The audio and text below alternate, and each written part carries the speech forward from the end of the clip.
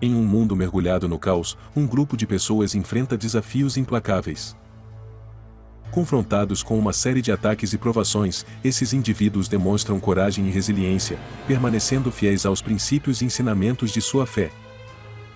Enquanto são perseguidos por forças malignas e tentados a desistir, esses sobreviventes enfrentam dilemas morais que confrontam seus medos mais profundos. Com cada obstáculo superado, sua união se fortalece e sua confiança em Deus se aprofunda. Nesta épica batalha entre o bem e o mal, esse grupo prova que, mesmo sendo os últimos remanescentes, eles são capazes de enfrentar os desafios e permanecer firmes até o fim, pelo poder de Deus. Prepare-se para uma história de ação, suspense e elementos espirituais. Os últimos de nós.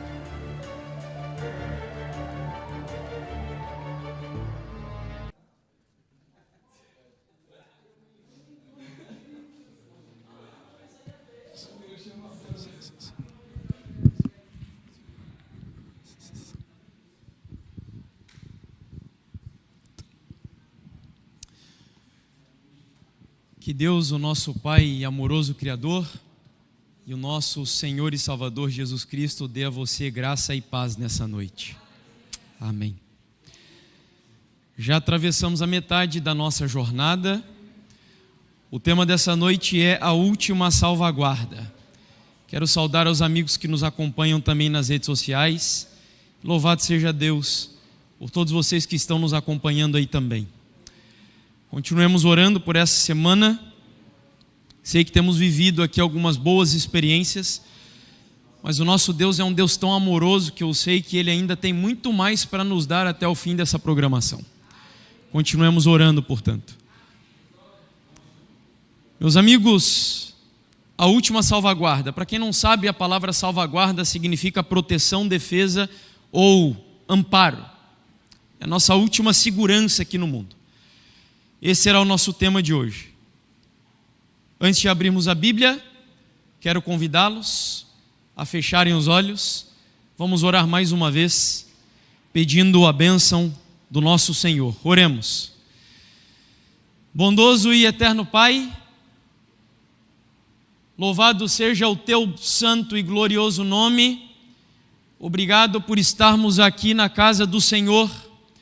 Obrigado por finalizarmos mais um dia de atividades e podermos estar aqui em boas condições, com saúde, tendo um lar, podendo ser acolhidos por amigos, por irmãos. Obrigado, Senhor, por tudo aquilo que o Senhor nos tem proporcionado até o meio dessa semana, mas nós, como diz a Tua palavra, que um pai que está sempre disposto a dar boas dádivas aos seus filhos, nos atrevemos a pedir ao Senhor nessa noite, mais uma vez, que as bênçãos do Senhor sejam derramadas sobre esse lugar em abundância. Nós não viemos aqui, Pai, para nos divertir, não viemos aqui apenas para buscar novas informações, não viemos aqui para assistir um espetáculo. Nós viemos aqui em primeiro lugar para adorar o Senhor na beleza da sua santidade e também para deixar que a Tua palavra transforme a vida de cada um de nós. O Senhor sabe que todas as vezes que eu assumo o púlpito de uma igreja, o meu coração pesa, Pai. O Senhor sabe, pesa pela responsabilidade. Saber que aqui estão almas pelas quais Jesus Cristo deu a vida e que cabe a mim, Senhor, a missão de anunciar o Teu santo Evangelho.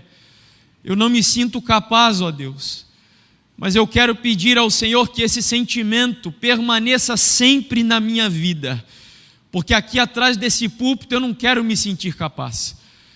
É por isso que eu declaro diante da igreja e do céu a minha insuficiência, Deus, a minha incapacidade, e tiro dos meus pés as sandálias do orgulho e da vaidade, e peço ao Senhor que me calce com as sandálias da humildade e com o poder do Espírito Santo. Que a Tua igreja saia daqui fortalecida e edificada, que o Senhor suscite deste lugar. Nós estamos numa semana jovem, por isso eu te peço que de maneira especial, que através da pregação que o Senhor levante desta igreja jovens que compreendam o poder e a autoridade da Tua palavra, e que saiam, Senhor, daqui, assim como adultos também, comprometidos a darem a vida, se necessário for, por amor a Jesus Cristo e a pregação da palavra do Senhor. Essa é a nossa súplica e oração, em nome de Jesus. Amém, Deus. Gênesis, o capítulo 3, versículo 1, texto bastante conhecido. Gênesis, capítulo 3, verso 1.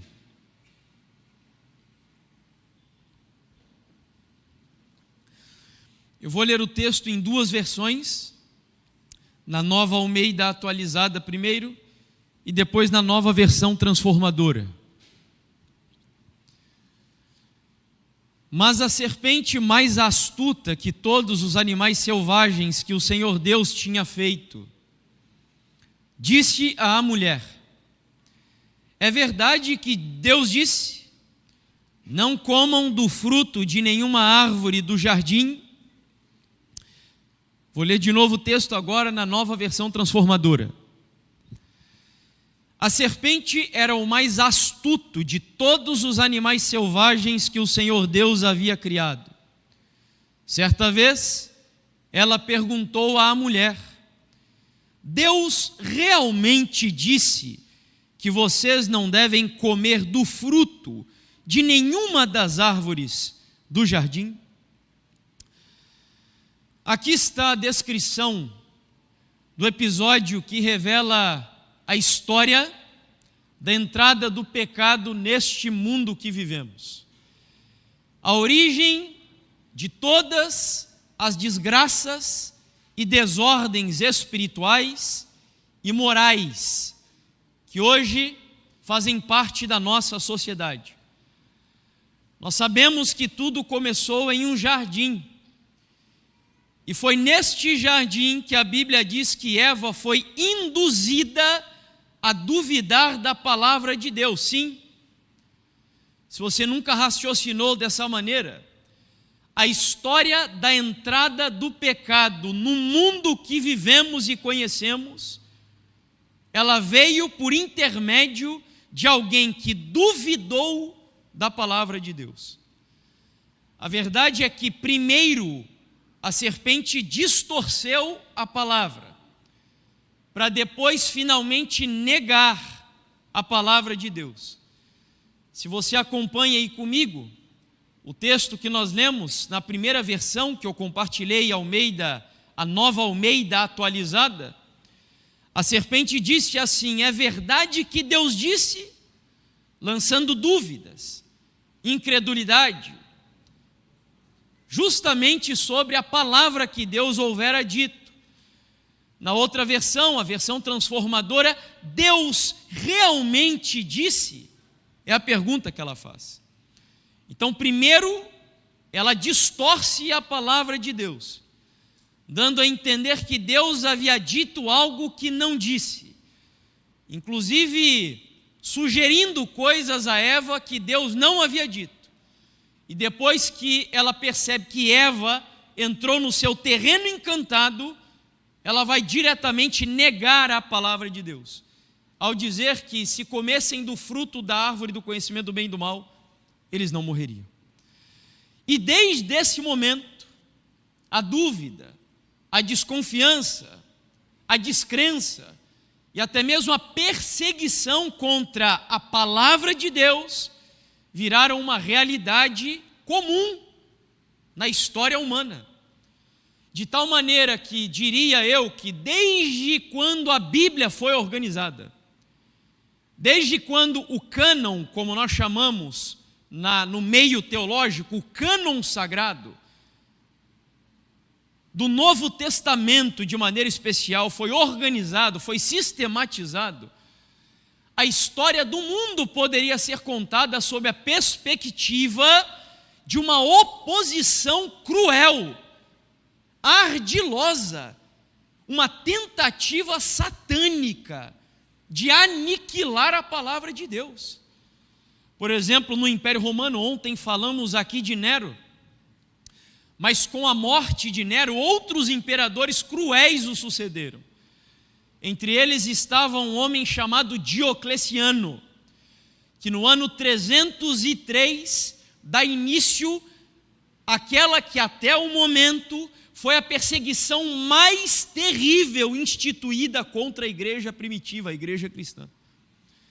Diocleciano se autodeclarava Senhor e Deus e exigia que todo cristão queimasse incenso a ele, o César, o único César do Império Romano.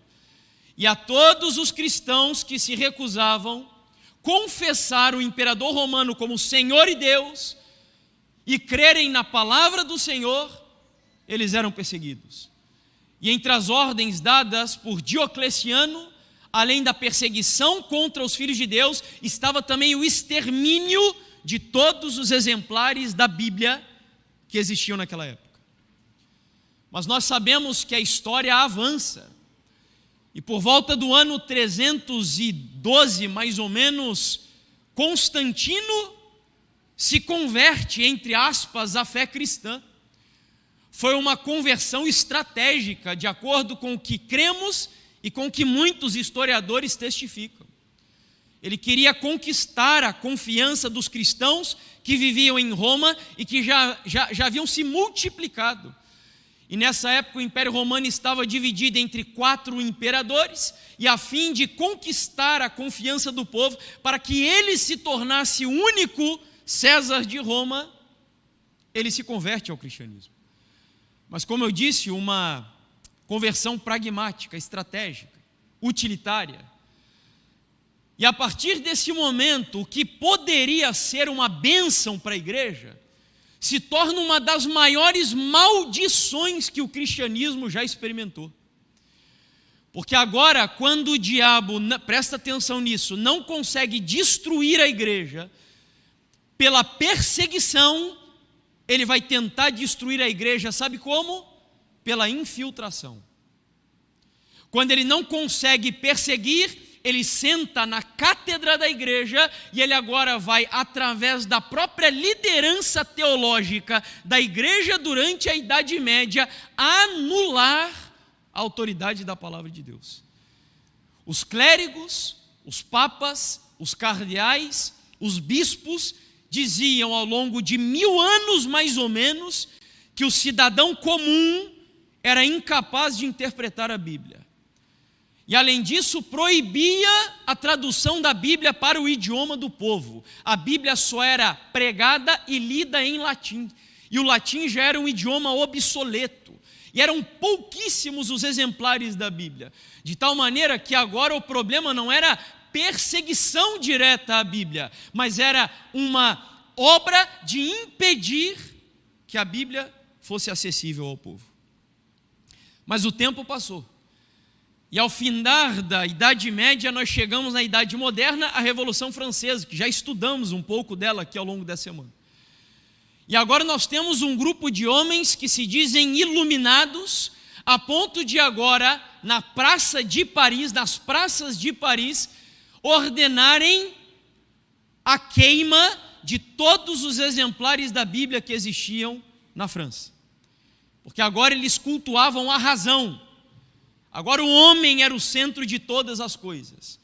Então, mais uma vez agora nós temos não mais a infiltração, mas a perseguição contra o povo de Deus. Não sei quantos já leram a história anterior à Revolução Francesa, do massacre de São Bartolomeu. Foi uma das coisas mais cruéis, amigos, que já existiram na história da igreja cristã mundial. Em cerca de 3 dias, mais de 70 mil huguenotes, seguidores de Calvino, morreram na França. Cerca de 3 dias.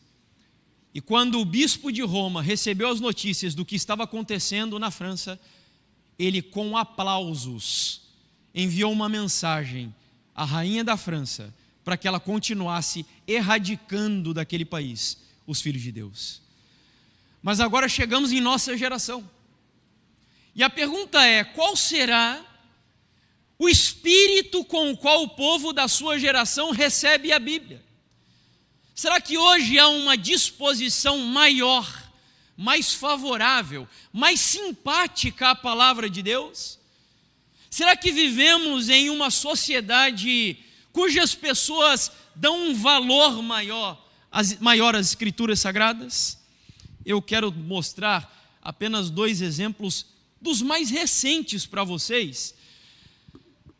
A Xuxa, bastante conhecida de todos nós, comentando um vídeo que foi publicado nas redes sociais por um pastor contra o qual eu tenho muitas divergências, que é o pastor Silas Malafaia. No entanto, ele comentando algumas coisas com as quais estou de acordo com ele, a Xuxa fez um comentário nesse vídeo dele, publicado por um terceiro. E ela disse assim: hipocrisia, isso se chama. Ninguém pode julgar ninguém.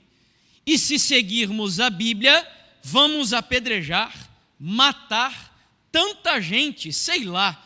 Está na hora de reescrever a Bíblia e tirar todo o ódio que está claro nessas palavras.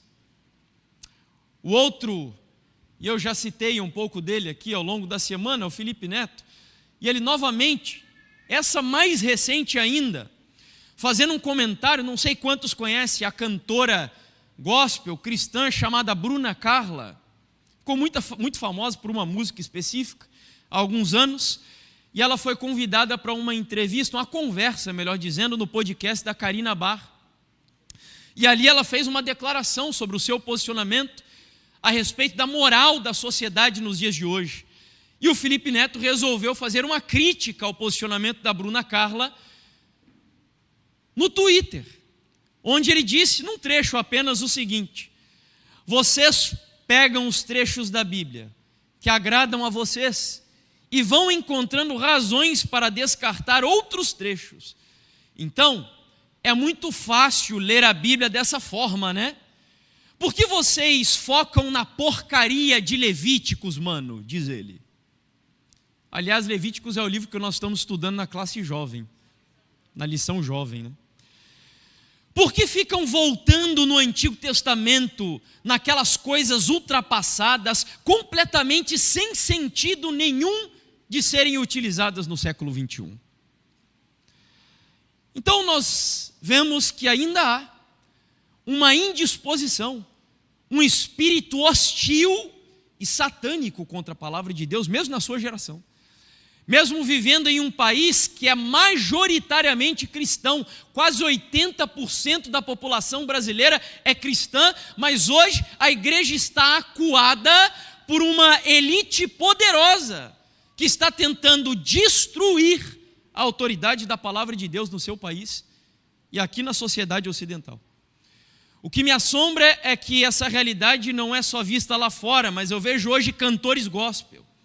Eu vejo pastores, teólogos, tentando de alguma forma suavizar os seus discursos, tentando reinterpretar as Escrituras e a maneira como nós olhamos para ela como o povo de Deus ao longo da história. É como se no passado homens e mulheres perderam o tempo dando a vida por amor a esse livro, porque hoje o politicamente correto é a moral, a ética que se impõe na sua sociedade. E nós tentamos adaptar a Bíblia para que ela seja palatável e agradável ao povo da nossa geração. Alguns chegam a dizer que ela não é a palavra de Deus. Eu estou me referindo a cristãos. E eu falei um pouco disso ontem aqui no tema.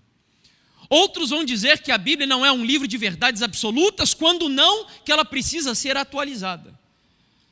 Isso me faz lembrar de uma declaração feita no século XX por um dramaturgo irlandês, não é cristão, chamado George Bernard Shaw, onde ele disse: a Bíblia é o livro mais perigoso da história. Mantenha-o trancado, longe dos seus filhos, e jogue a chave fora, disse ele. E eu concordo com ele em partes. Em partes. Como assim, irmão Jefferson? É porque a Bíblia, ela de fato é um livro perigoso. Se nós não olharmos para ela, entendendo que ela de fato o é, ou ela é aquilo que diz ser sobre si, ou é um livro perigoso. Me explico. Não sei quantos já ouviram falar aqui do trinômio de C.S. Lewis. Hoje, na nossa sociedade, é comum ouvirmos as pessoas dizerem que Jesus foi um grande mestre moral. E as pessoas gostam de olhar para Jesus como se ele fosse um Buda, um Dalai Lama, um líder moral. Alguém que ensina para a nossa sociedade como viver de maneira bondosa, ética. Aliás, não sei quantos viram hoje na minha página do Instagram, eu postei um Reels, um trecho de uma pregação que eu fiz em Portugal no ano passado, dizendo, isso é um estudo de terceiros, que o cristianismo hoje é definido por esses estudiosos como um cristianismo deísta, moralista e terapêutico. E se você quer saber o que é isso, olhe depois lá no Reels da minha página. Deísta, moralista, terapêutico.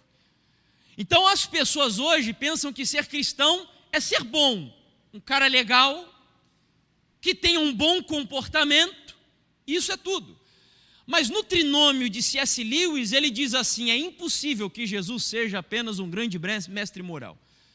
Só há 3 coisas possíveis a respeito de Jesus. Ou ele era um lunático, ou ele era um mentiroso, ou ele era Deus de verdade. Mestre moral é impossível. Porque se ele fosse só um mestre moral e não fosse Deus, há 2 possibilidades. Ou ele era doido. Porque que ser humano em sã consciência que seja um grande mestre moral vai dizer de si mesmo que é o eu sou, que existia desde os dias da eternidade? Ou se ele não era um lunático, então ele era um mentiroso, enganando o povo. Mas nós cristãos não acreditamos que Jesus era lunático e nem mentiroso. Nós acreditamos que Jesus Cristo era o Deus Todo-Poderoso. E ele não é um caminho, diz a Bíblia, né? Jesus Cristo é o que? Diz a palavra. O caminho, ele é único, absoluto, singular. Somente a salvação por intermédio dele e através dele. E é por isso que eu concordo em partes com as palavras do George Bernard Shaw. Porque realmente se a Bíblia não for aquilo que ela diz ser sobre si, é um livro perigoso. Mas nós cremos que a Bíblia é a palavra de Deus. E esse livro é um livro que tinha tudo para dar errado. Nós estamos falando de um livro milenar. Um livro que tem alguns milênios que já foi escrito.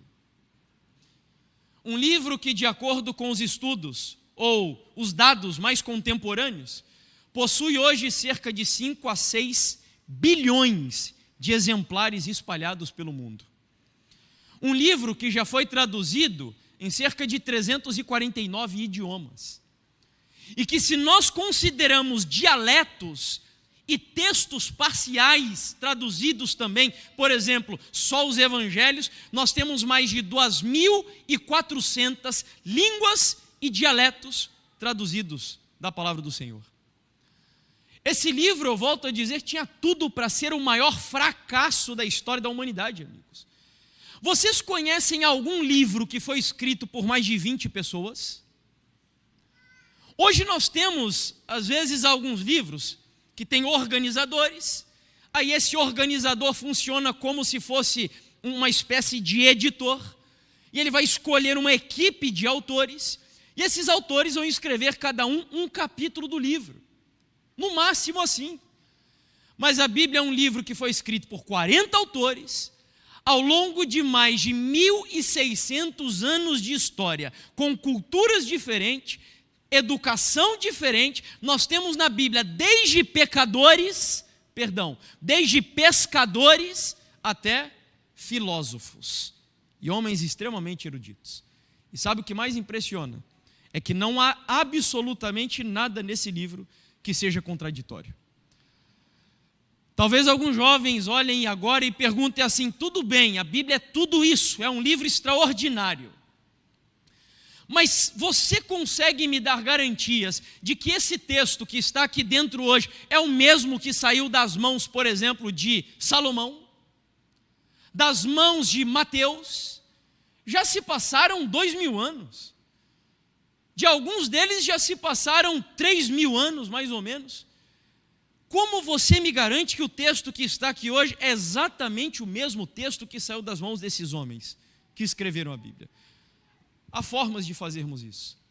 Por exemplo, o doutor Rodrigo Silva, sem dúvidas, o maior arqueólogo bíblico que existe hoje aqui no Brasil, e um dos mais conhecidos ao redor do mundo, escreveu esse livro chamado De Aleph a Ômega. E ele declara o seguinte: graças a diferentes critérios acadêmicos e laboratoriais, podemos dizer que temos em mãos praticamente o mesmo conteúdo dos livros canônicos originais, da forma como saíram das mãos dos autores inspirados. Usando uma frase que eu li certa vez, cujo autor é desconhecido, a Bíblia é uma bigorna que já gastou muitos martelos que tentaram dar contra o seu poder e autoridade durante todo esse tempo. O diabo se levantou contra a Bíblia ao longo de milênios, mas Deus, pelo seu poder miraculoso, preservou a santa palavra de Deus. De tal maneira que hoje a gente consegue provar isso pela ciência, amigos. Quem nunca viu aqui, chegue em casa hoje e busque lá na sua casa a história dos manuscritos do Mar Morto, por exemplo. Até há alguns anos, não muitos, coisa de 70 anos mais ou menos, nós não tínhamos como provar, por exemplo, que os textos do Antigo Testamento eram realmente textos assim, que foram preservados ao longo das eras. Hoje nós temos como fazer isso. Do Novo Testamento nem se fale. Quando o doutor Rodrigo diz que foram praticamente o texto integral preservado, é porque há pequenas discrepâncias entre uma tradução, uma cópia e outra, pequenas. Coisas que são irrelevantes. Pequenas discrepâncias. Mas na sua essência, na sua plenitude, Deus preservou a sua santa palavra. Só para você ter ideia do que eu estou dizendo, você sabe qual é o segundo livro mais copiado na história do mundo? Sabe qual é? A Ilíada de Homero. A Ilíada de Homero tem cerca de 1757 manuscritos copiados. E o povo dá credibilidade de que foi Homero, de fato, quem escreveu o conteúdo desse livro. 1757 cópias. Sabe quantas cópias nós temos da Bíblia? Sabe quantas? 40 mil cópias. Ou seja, o segundo livro mais copiado, 1700 e pouco. O primeiro livro é a Bíblia, mais de 40 mil cópias. E sabe o que acontece? Quando você pega essas cópias, nós temos hoje, por exemplo, cópias do Novo Testamento que datam do 2º, 3º século da história da igreja. Para você ter noção do que isso significa. Tinham alguns discípulos, dos discípulos vivos na época, de alguns manuscritos que nós temos hoje acessíveis para a gente pesquisar o texto original. Ou seja, Deus preservou a sua santa palavra. Preservou. O texto que você tem aí, na sua mão hoje, a Bíblia ou no seu smartphone, é a mesma palavra que Deus inspirou para os profetas há tanto tempo. A mesma palavra. Mas não para por aí. A Bíblia também é um livro espetacular e extraordinário. Sabe por quê? Porque esse livro, ele não lida apenas com religiosidade, com o aspecto espiritual, não. A Bíblia é um livro que normatiza a vida completa, plena, por inteiro. Vejam aí, por exemplo, o que diz Grady Davis, um estudioso norte-americano. Desde a invenção da imprensa, a Bíblia se tornou mais que a tradução de um livro antigo de literatura oriental. Ela não se parece com um livro estrangeiro e tem sido a fonte mais confiável, disponível e familiar e árbitro dos ideais intelectuais, morais e espirituais do Ocidente. Meus amigos, o mundo que você vive foi influenciado pela Bíblia. As leis jurídicas, a moral, a ética do mundo que você vive tem fundamentação na Bíblia, na palavra de Deus. A influência da Bíblia sobre o seu mundo é tamanha que Victor Hugo, autor de um livro da literatura clássica mundial, famosíssima, talvez alguns aqui já tenham lido, que é Os Miseráveis. Ele disse o seguinte, falando sobre Shakespeare: a Inglaterra tem 2 livros principais, Shakespeare e a Bíblia. A Inglaterra fez Shakespeare, mas a Bíblia fez a Inglaterra. Uau! Eu fico maravilhado com a capacidade que algumas pessoas têm de sintetizar verdades profundas em poucas palavras. Isso é um dom de Deus. É um dom de Deus. Isso é tão verdade que um indiano chamado Vishal Mangalwadi, obviamente nascido na Índia, acabou seguindo aquela que é a religião majoritária do seu país, que é o hinduísmo. No entanto, quando ele entrou no ambiente acadêmico, começou a estudar filosofias humanistas e tomou um caminho rumo ao secularismo. Até que ele resolveu ir para a Suíça. Nesse país, estudar com um grupo de protestantes. Eu já falei o nome desse indivíduo aqui ao longo da semana para vocês. Um dos maiores filósofos cristãos do século XX, que é o Francis Schaeffer, que tinha uma escola na Suíça, onde ele ensinava cosmovisão cristã nessa escola. E o Vishal, o indiano, resolveu ir para lá para estudar, porque ele queria conhecer um pouco sobre a Bíblia. E nesse lugar, nessa escola, ele descobriu algo, que o Deus de Abraão havia prometido que não só os judeus seriam abençoados por esse Deus.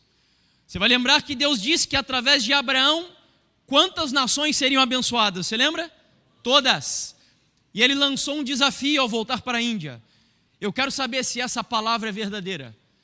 Eu sei que tem cristãos no meu país. Eu sei que já vieram cristãos para o meu país. E eu vou agora estudar para saber se o Deus de Abraão, através destes cristãos, abençoa a minha nação, a chamada Índia. E ele começou a estudar. Fruto dos seus estudos, um livro. Esse livro é meio difícil de encontrar, mas você ainda consegue, talvez em sebos.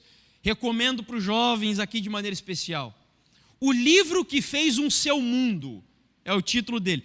A capa está em inglês, mas existe em português também esse livro. E vejam a constatação que ele fez sobre a Índia. Minha investigação sobre se Deus abençoou a Índia de fato, por intermédio da Bíblia, me conduziu a descobertas incríveis. A universidade em que eu estudava, a municipalidade e a democracia na qual vivia, o Fórum de Justiça atrás da minha casa, o sistema legal que este representava, o próprio hindi moderno que eu falava como uma língua materna, o jornal secular para o qual eu comecei a escrever, o quartel militar à esquerda da rua onde eu morava, o jardim botânico na zona leste da cidade, a própria biblioteca pública perto do nosso jardim, as ferrovias que faziam cruzamento na minha cidade, o sistema médico do qual dependia, o instituto agrícola perto da cidade. Tudo isso veio à minha cidade, porque algumas pessoas levaram a Bíblia a sério. Louvado seja o nome do Senhor. Enganado está você, se você pensa que a Bíblia, ela molda a vida de pessoas apenas dentro da igreja. Se nós lermos a Bíblia e a levarmos a sério, é por isso que eu tenho incentivado aos jovens, estudem cosmovisão cristã. Deus nos criou sim para sermos uma bênção no mundo que vivemos. É lógico que não exatamente como alguns teólogos reformados acreditam, que a redenção vem por intermédio da cultura. Nós não cremos nisso. Não cremos numa igreja dominante, mas nós cremos sim que devemos influenciar a sociedade. Tudo isso daqui foi influência cristã, absolutamente tudo, na Índia. Então a Bíblia é um livro espetacular. Ela também é espetacular porque as pessoas, elas só têm 2 reações a partir do momento em que ouvem a Bíblia. Ou elas vão amá-la, ou elas vão odiá-la. A Bíblia nunca deixa um ser humano indiferente ao conteúdo dela. É por isso que ela não é um livro comum. Porque ou ela vai despertar em você paixão e conversão, ou ela vai despertar em você ódio e perseguição. Neutralidade não existe em relação à Bíblia, a palavra de Deus. E é por isso que agora eu quero, na parte final desse tema, destacar com vocês duas coisas sobre a Bíblia, e com isso a gente vai concluir. Duas coisas que, no meu entendimento, nós temos um problema hoje na sociedade. A primeira delas é a autoridade da palavra.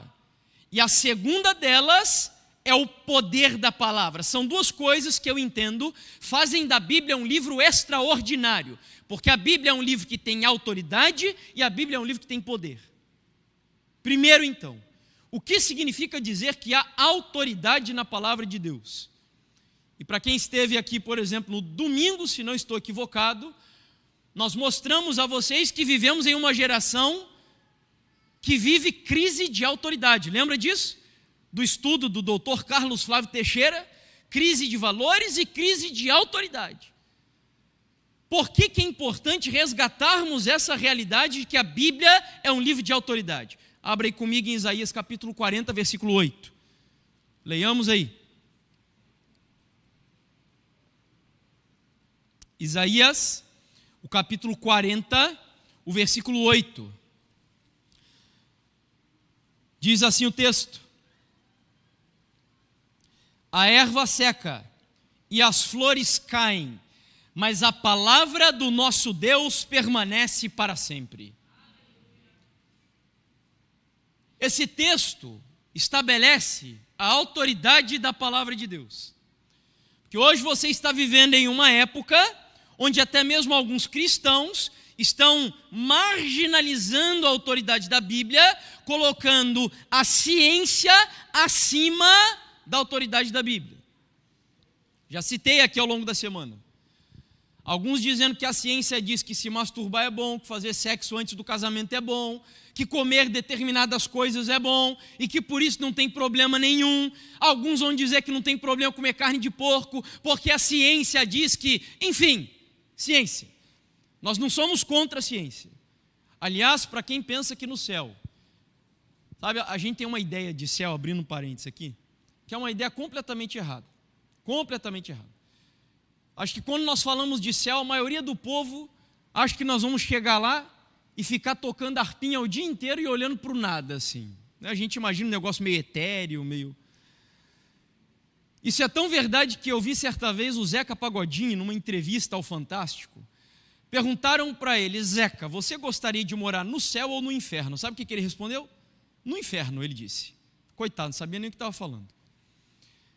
E o argumento dele foi justamente esse. Eu não me imagino no céu, tocando harpa o dia inteiro. Esse negócio meio chato, olhando para o nada.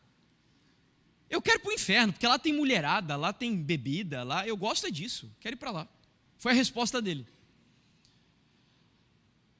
No céu nós seremos verdadeiros cientistas.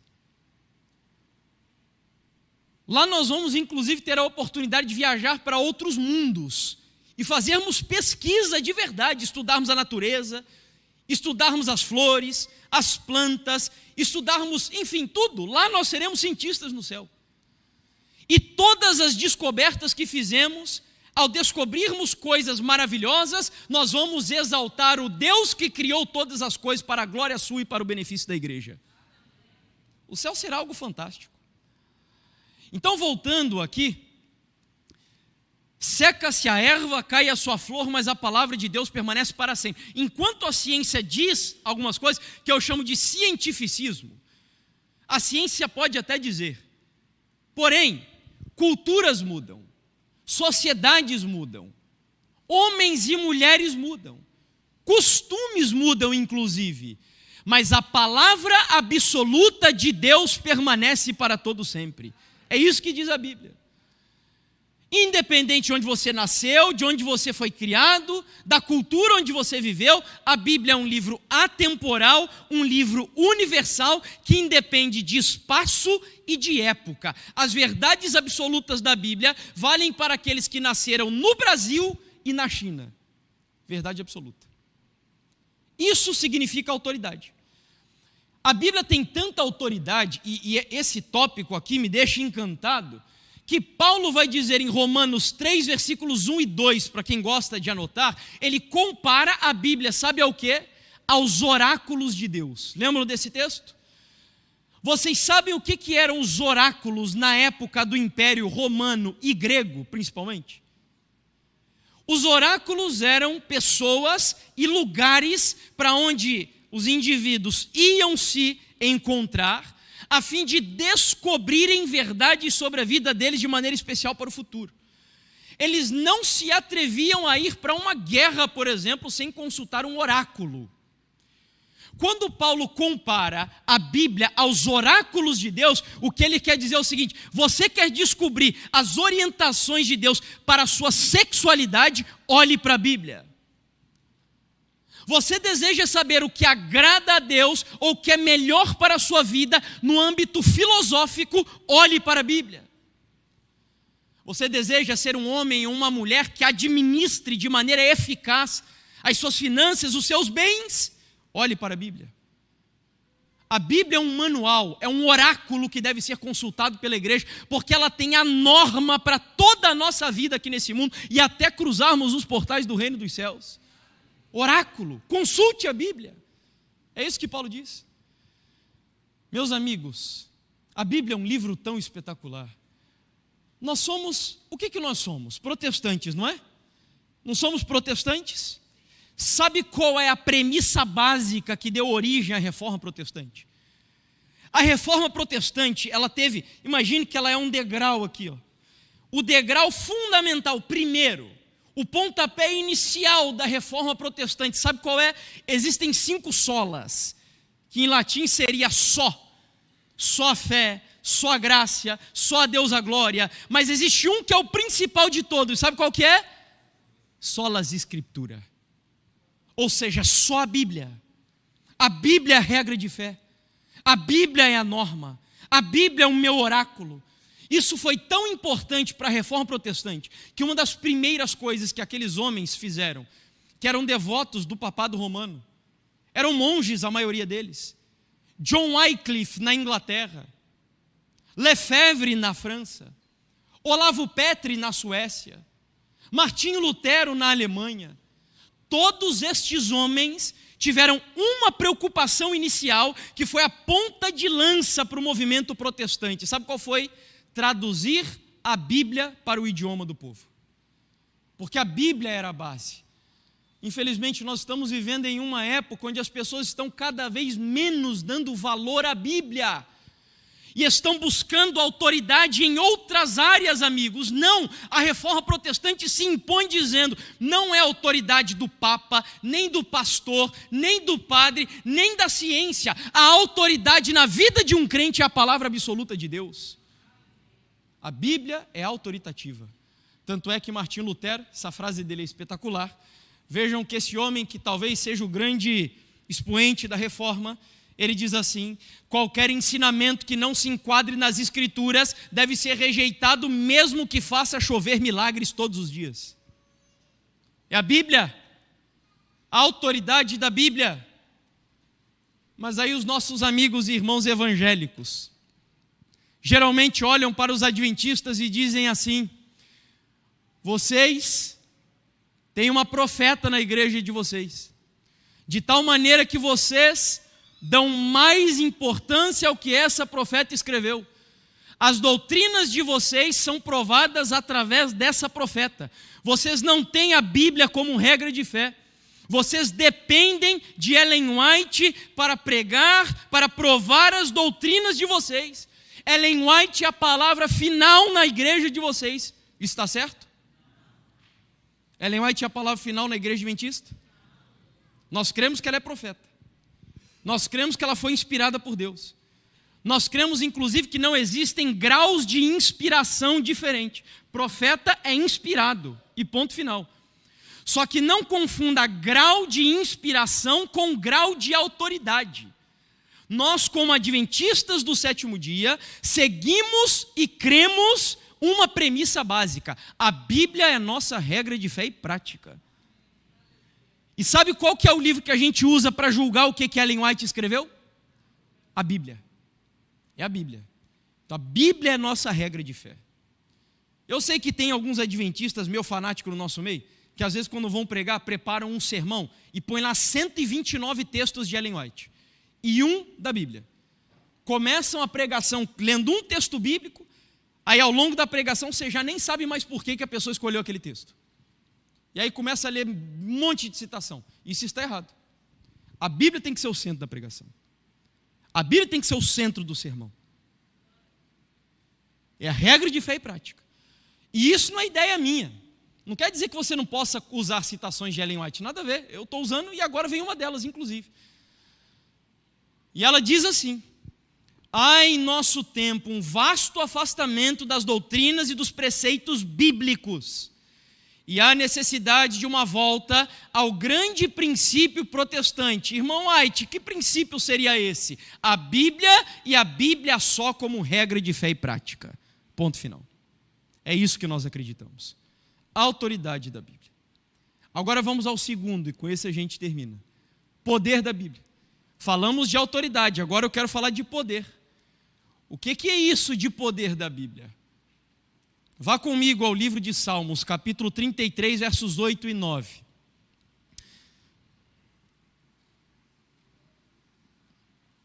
O que significa dizer que há poder na palavra de Deus? Vejamos. Salmos 33, versículos 8 e 9. Que toda a terra tema o Senhor, que tremam todos os habitantes do mundo, pois Ele falou e tudo se fez, Ele ordenou e tudo passou a existir. Irmão Jefferson, por que você está lendo esse texto aqui falando de Bíblia? Porque o nosso sermão é sobre a última salvaguarda, a palavra de Deus. É a tua última segurança aqui nesse mundo. Teu último amparo, a última proteção. E é impossível você, ser um dos últimos de nós, se você ignorar a última salvaguarda que Deus enviou para a sua vida. Aliás, tem um texto que eu li certa vez dizendo que nos últimos tempos nós teremos que lutar contra aquilo que os nossos próprios olhos estão vendo. Que o diabo vai fazer coisas assim escabrosas para enganar o povo de Deus. Então, por que eu li esse texto? Porque a mesma palavra, presta atenção aqui agora, não se distrai. A mesma palavra com a qual Deus criou o mundo é a palavra que está aqui. Não há nenhuma diferença. A mesma autoridade com a qual Deus dizia e as coisas do nada existiam está contida aqui na palavra de Deus. É a mesma coisa. A mesma coisa. De tal maneira que Paulo, aos Tessalonicenses, vejam o que Paulo diz: temos mais uma razão para incessantemente dar graças a Deus. É que ao receberem a palavra que de nós ouviram, que é de Deus, vocês a acolheram, não como palavra o quê? Humana, e sim como verdade, que é a palavra de quem? De Deus, só até aqui. Deixa eu explicar para você porque que Paulo está dando ênfase a isso. A palavra do homem, comparado com a palavra de Deus, tem algumas diferenças, além daquelas que são as mais comuns. Porque o homem volta atrás do que fala. O homem é aquele que diz e joga as coisas às vezes para baixo do tapete. Deus não. Mas tem um detalhe a mais. Por exemplo, há alguns anos, 15 anos mais precisamente, eu fiz uma promessa de casamento à minha esposa. Noivamos. E eu disse a ela que casaria com ela. Só que na promessa que eu fiz, para que a palavra se cumprisse, eu tinha que agir, não tinha? Ou bastava só eu dizer: Bruna, eu vou casar com você? Não. Nós tínhamos que alugar um lugar para ter a cerimônia, vestidos, roupas, convites, enfim, tinha que se mexer. A palavra de Deus é diferente. Quando Deus diz, Ele não precisa mexer um dedo para que a coisa aconteça, porque há poder e virtude na palavra de Deus. Meus amigos, eu me arrepio quando eu penso sobre isso, não sei você. A gente tinha que voltar a meditar nisso, a refletir mais nisso. Porque a nossa geração, com a mentalidade muito universitária, acadêmica, nós estamos perdendo a noção do sobrenatural. Mas há poder na palavra de Deus. Há tanto poder na palavra de Deus que a Bíblia chega a dizer que à sombra dos discípulos ressuscitavam mortos. Você consegue entender o que é isso? Poder na palavra de Deus. Poder.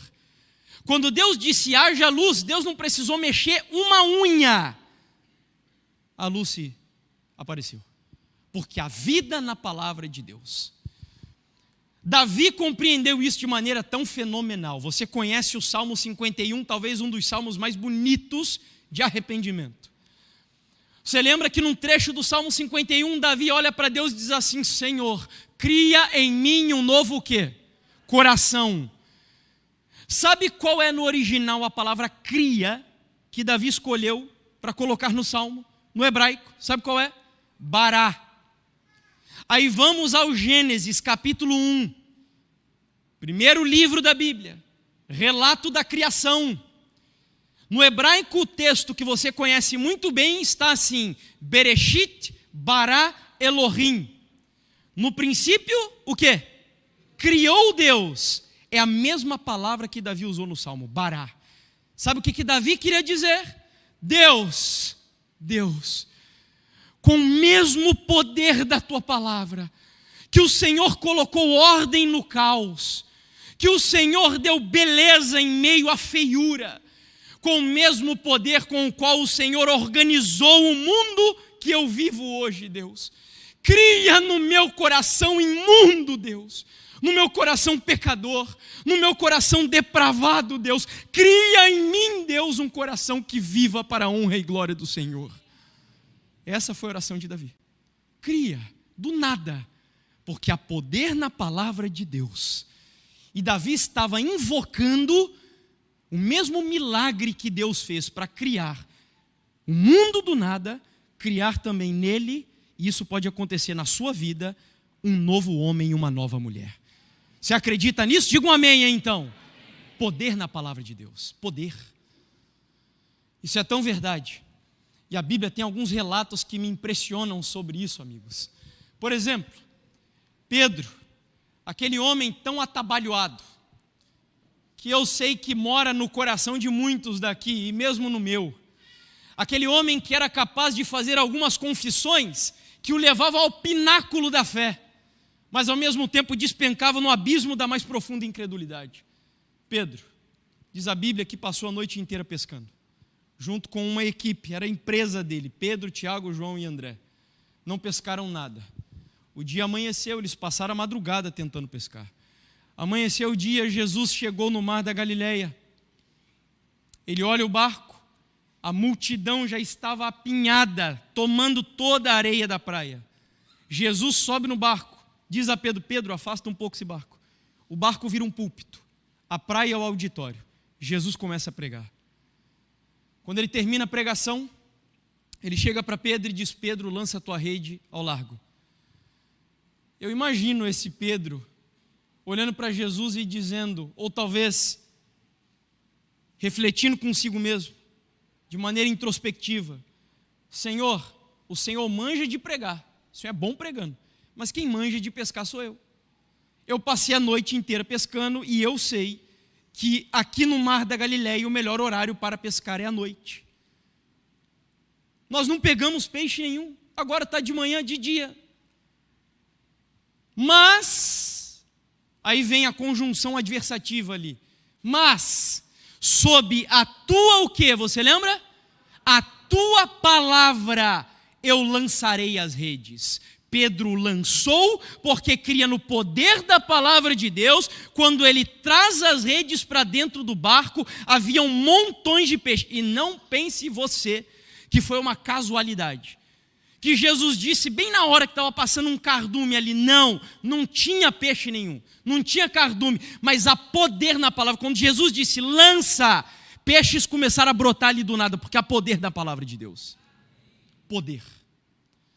Outro exemplo, Jesus desceu do Monte das Bem-aventuranças. Diz a Bíblia que ao descer dali, ele encontra um leproso, um homem que há alguns anos vivia afastado, marginalizado, tido como imundo pelos seus próprios irmãos, pelos seus próprios concidadãos. Jesus desceu e a multidão já vinha atrás. Mas olha como esse Jesus é maravilhoso, e ele ouve um grito de um desesperado. Talvez tenham desesperados aqui dentro hoje, que querem nascer de novo, querem ter uma experiência com Cristo. Mesmo em meio, perdido, em meio à multidão, se você clamar, Jesus vai ouvir você. Porque ele ouviu o leproso, e o leproso disse assim: Senhor Jesus, se tu queres, me cura. No meio da multidão, Jesus ouviu a voz de um moribundo. Jesus para, volta até esse homem, toca no ombro dele e diz: eu quero ser limpo. Quando Jesus diz, imediatamente a lepra deixou aquele homem para a vida inteira. Porque há poder na palavra de Deus. E esse mesmo poder pode transformar a vida de qualquer um de vocês que estão aqui. Nós só precisamos olhar para esse livro, entendendo que ele é o livro que é a palavra de Deus. Último exemplo. Eu lembro que essa história era católico, fui coroinha da igreja católica. E nas missas ouvia sempre essa palavra, essa história, onde a Bíblia diz que um centurião romano amava o seu criado, o seu servo. Esse homem vai ao encontro de Jesus, porque aquele servo que ele tanto amava estava enfermo, a ponto de morrer. Ele se encontra com Jesus. E ele diz: Senhor, o meu servo vai morrer, eu o amo. E eu sei que o Senhor tem operado milagres aqui pela região da Judéia, da Galiléia. E eu desejo que o Senhor cure esse meu criado. Jesus diz: ok, vamos então até a sua casa. Meus irmãos, esse homem, ele deu um sermão para nós, para o povo. E ele olhou para Jesus e disse: Senhor, não, o Senhor não está entendendo. Eu sou centurião. E para quem não sabe, a centúria era uma legião, não uma legião exatamente, mas um grupo de 100 soldados que estavam a cargo de um centurião. Daí vem o nome centurião, que cuidava de 100 soldados abaixo dele. Então ele diz: eu sou um homem de autoridade. Eu mando e os soldados obedecem. Eu digo e eles agem imediatamente. Eu não preciso nem mexer um dedo, eu falo e eles têm que obedecer. E o Senhor também tem autoridade. Portanto, eu não sou digno que entreis em minha casa. Mas diga só o que, amigos? Diz aí. Uma só o que? Palavra. Só uma palavra. É tudo. Jesus olha para aquele homem, imagino com lágrima nos olhos, e diz: vai. Porque nem mesmo em Israel eu encontrei fé como essa. Vai, porque a tua fé te salvou. E no mesmo momento que Jesus disse, alguns mensageiros vieram depois para se encontrar com aquele homem. Quando ele se encontra com aquele homem, veja, você ainda tem empirismo na Bíblia, método científico na Bíblia. Você quer comprovar se o milagre realmente aconteceu? No momento que Jesus falou, aí eles vieram, se encontraram com o centurião. Que horas mais ou menos Jesus disse? Eles disseram: foi tal hora. Foi nesse exato momento que ele ficou curado, porque há poder na palavra de Deus. Poder, amigos. Você quer ter a sua vida transformada? Você quer ser uma bênção na universidade? Você quer ser luz em meio às trevas, na sua vizinhança, na sua escola, na sua família? Em nome de Jesus, deixe que a Bíblia volte a ser autoridade na sua vida e experimente o poder que emana das páginas das Sagradas Escrituras. Ame a palavra de Deus. Ame a palavra de Deus.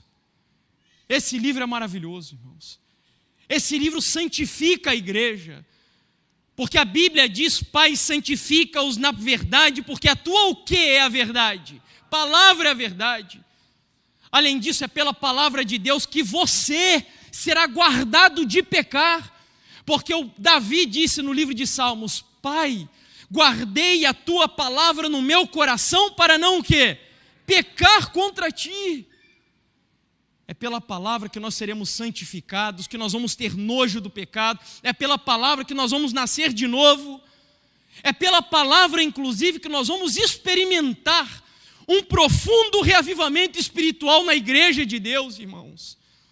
E se há alguma coisa que nós precisamos aqui nesse país hoje, e na igreja cristã brasileira e mundial, é um profundo reavivamento espiritual. O sopro do Espírito Santo precisa voltar a invadir as portas da igreja de Deus. E quando eu falo igreja de Deus, não é só a igreja adventista, é a igreja cristã brasileira. Nós precisamos desesperadamente de um reavivamento. E não pense que reavivamento significa emoções, irmãos. Porque em muitas igrejas elas estão transbordando. É música preparada, é programação neurolinguística que é estudada por alguns palestrantes para justamente trabalhar em você aspectos cognitivos que vão fazer você ser convencido por aquilo que é dito. Não são emoções que a gente precisa. A gente precisa do derramamento do Espírito Santo no nosso meio. E isso só virá através da autoridade e do poder da palavra de Deus na nossa vida. Você acompanhou no mês de fevereiro desse ano, lá nos Estados Unidos, Universidade de Asbury. Lembram disso? Uma universidade metodista. Alguns jovens estavam em um culto de quarta-feira, culto geralmente mais vazio, lá da universidade, ouvindo um pregador comum. Não era nenhum pregador famoso, não era nenhum cantor famoso que estava lá. O pastor daquela igreja abriu a Bíblia, pregou Romanos capítulo 12. Terminou o culto, fechou a Bíblia. Sabe o que aconteceu? Dezenas de jovens, de maneira voluntária, começaram a vir à frente, sem que o pastor dissesse nada. Convencidos de pecado, em prantos diante do Senhor, confessando pecados de vícios, de drogas, de prática homossexual, de prostituição que viviam na universidade. Aí virou um rebuliço isso. Transtornou todos os Estados Unidos e várias pessoas começaram a ir para lá. E jovens, e o culto atravessou. Quando eu vi da última vez, estava já com mais de 200 horas ininterruptas de culto. E jovens indo, assistindo e se entregando, se arrependendo dos seus pecados. E alguns adventistas, muito orgulhosos como somos, já começaram. Isso daí é falso reavivamento. Porque tem gente que pensa que Deus só se manifesta na igreja adventista. E a gente vai falar sobre isso ao longo da semana. Porque a igreja adventista é o remanescente, mas não é o único remanescente. Deus tem povo fiel dele em todas as igrejas aí mundo afora. E ali estava um povo fiel. E por que eu acredito que foi um reavivamento que aconteceu ali? Eu não sei se foi um reavivamento nos moldes do que a gente tem registrado na história, porque só saberemos disso daqui a alguns anos. Porque quando há reavivamento na igreja, a sociedade é impactada, não só a igreja. Mas por que eu creio? Porque há 4 características de um reavivamento que aconteceu ali: pregação, oração, arrependimento e confissão de pecados. Você quer experimentar um reavivamento na sua igreja? Deus está disposto, na hora que Ele quiser. Mas nós precisamos cumprir as 4 condições. Ore a Deus, ame a palavra de Deus, deixe que o Espírito Santo te convença de pecado, se arrependa do seu pecado, confesse o seu pecado e você experimentará um derramamento do Espírito Santo na sua vida e na vida da igreja. E essa cidade de Aracaju, essa cidade, vai ser sacudida por homens e mulheres de Deus que vão anunciar a palavra do Senhor cheios do poder do Espírito Santo. E meus amigos, foi isso que aconteceu na minha vida, lá no deserto. O Senhor, através da Bíblia, através da pregação da palavra, ali dentro daquele trailer, me fez junto com a minha esposa. Eu creio que nós experimentamos ali dentro um reavivamento espiritual. Eu nunca tinha visto aquilo acontecer. Apesar do diretor da escola ter lá as suas dificuldades, mas a mensagem que ele pregou, porque o poder não está no pregador, o poder está na palavra de Deus. Ele pregou a palavra. Ele falou sobre o que significa dar glória a Deus. Aquela mensagem, ela mexeu tanto conosco que estávamos no trailer. Tanto. Eu nunca vi aquilo. Todos os jovens e adolescentes que estavam ali dentro saíram em prantos, quebrantados, não por causa de uma música que emocionou, mas porque convencidos do nosso pecado, convencido. E a mensagem basicamente dizia, sabe o quê? Todos nós saímos do trailer, fomos para o monte orar, ou para os nossos trailers onde morávamos, porque a gente queria experimentar aquilo mais profundamente com Deus. Sabe o que ele nos ensinou? Que a glória de Deus, ela poderia se resumir em uma coisa, é o seu caráter. Mas que o caráter de Deus, acima de tudo, se resume em um atributo apenas. E esse atributo se chama abnegação. Quando aquela mensagem foi pregada para nós ali dentro, mostrando que eu sou um verme, que eu não sou nada, esse homem egoísta que foi para lá, vaidoso, autossuficiente, que vivia criticando igreja, pastores e etc. Deus me pegou e me humilhou no pó. Aliás, para quem não sabe o que é justificação pela fé, Ellen White tem uma definição que ela diz assim: justificação pela fé é a obra de Deus de lançar a glória do homem no pó da terra para que Deus faça por nós aquilo que nós não somos capazes de fazer por nós mesmos. Deus me pegou e me jogou no pó. Me humilhou mesmo. Tanto a minha esposa quanto eu. Você não é nada. Eu te trouxe aqui para você aprender. E aprender com a natureza de maneira especial. Eu falei um pouco sobre isso na classe dos jovens, quem estava no sábado. Essa se tornou a mensagem mais importante da minha vida. Porque eu fui criado como um egoísta, irmãos. Inclusive minha esposa, coitada, sofreu muito por isso. Eu era muito centrado em mim mesmo, preocupado só comigo. Mas aí lá Deus começou a me mudar. E eu comecei a olhar para a natureza com outros olhos, entendendo. Por exemplo, quando eu voltei de lá do deserto, uma das grandes experiências que eu tive foi plantando feijão onde eu moro, lá com o meu sogro. Hoje eu não tenho mais tempo porque eu mal paro em casa. E aí nós fomos plantar feijão e pegamos uma garrafa PET de feijão para plantar. Uma garrafa PET. Plantamos, tudo manual, orgânico, não tinha maquinário nem nada. Sabe quantos quilos de feijão nós colhemos? De uma garrafa PET? 50 quilos de feijão. Deu para a gente se alimentar de feijão o ano inteiro sem precisar naquela época, para o ano todo. Sabe o que eu aprendo com a natureza? Que a glória de Deus é dar. Deus serve.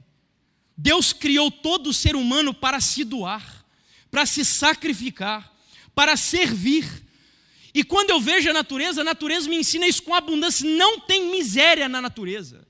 Sabe qual foi a grande experiência da minha esposa lá no deserto? Quando a gente ouviu aquela mensagem no trailer, a minha esposa, pouco tempo depois, ela foi trabalhar na agricultura. E aí a grande experiência de conversão dela aconteceu, sabe, com ela fazendo o quê? Plantando cenoura em um canteiro. Ela entendeu o evangelho. Porque ela pegou aquela semente, ela entendeu que aquela semente era ela. Ela enfiou a semente na terra. Porque Deus, Ele só vai poder fazer você nascer de novo quando você morrer. Quando a semente foi introduzida na terra, ela entendeu, eu tenho que me esvaziar. Eu tenho que me esconder no sulco do solo. E ali eu tenho que morrer. E só quando eu morrer, Deus permitirá com que brote em mim o fruto de uma nova vida. Foi assim que a minha esposa nasceu de novo lá no deserto. Meus irmãos, a gente dificulta muito a pregação do evangelho. Ele é simples, simples. Deus me humilhou. E agora, aos poucos, Ele tinha que me ensinar. E eu abri o meu coração. E Ele começou a usar a vida desse mesmo diretor para nos mostrar, primeiro, que Jesus é Deus. Eu não cria que Jesus era Deus. Segundo, que a igreja adventista não é Babilônia. Terceiro, que eu deveria batizar em nome do Pai, do Filho e do Espírito Santo e ser batizado também.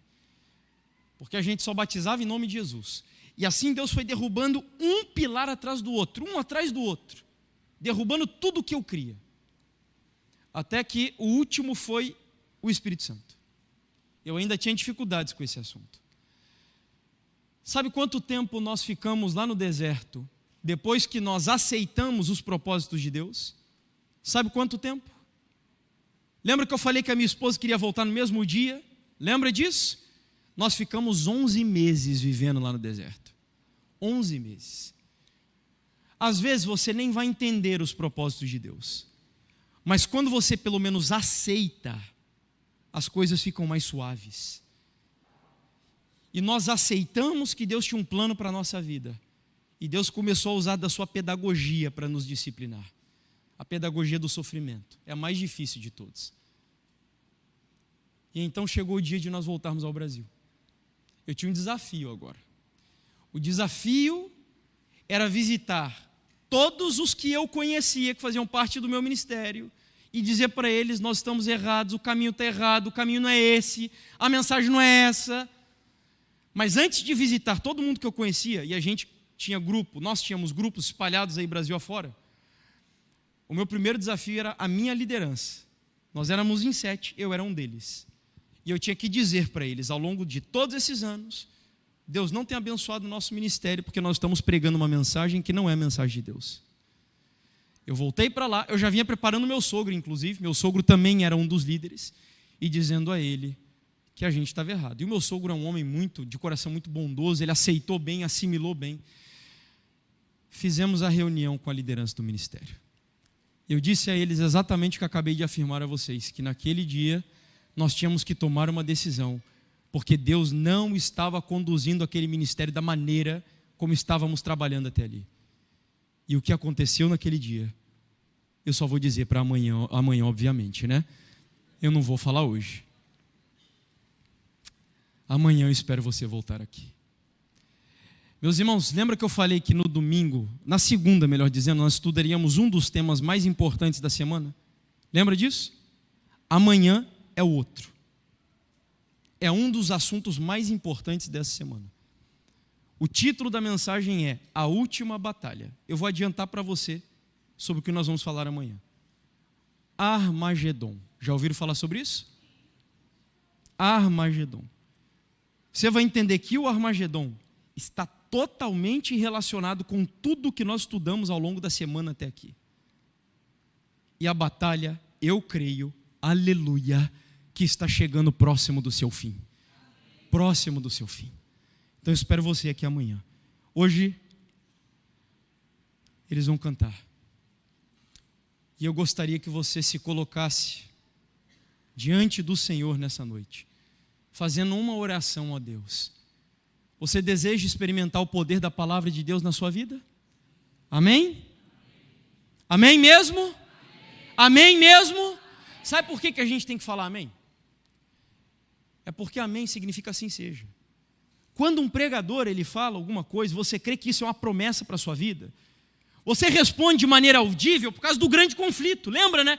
A gente adventista às vezes é meio contido, acha que os pentecostais patentearam o glória a Deus, o aleluia, né? É patente do pentecostal. Eu brinco até com as pessoas dizendo que eu sou meio pentecostal quando eu prego, né? Não tem problema nenhum, amém significa assim seja. Quando o pregador diz algo que você quer que seja uma promessa para a sua vida, você diz, Senhor, amém, eu autorizo, Deus, é isso que você está dizendo. Você deseja que a palavra de Deus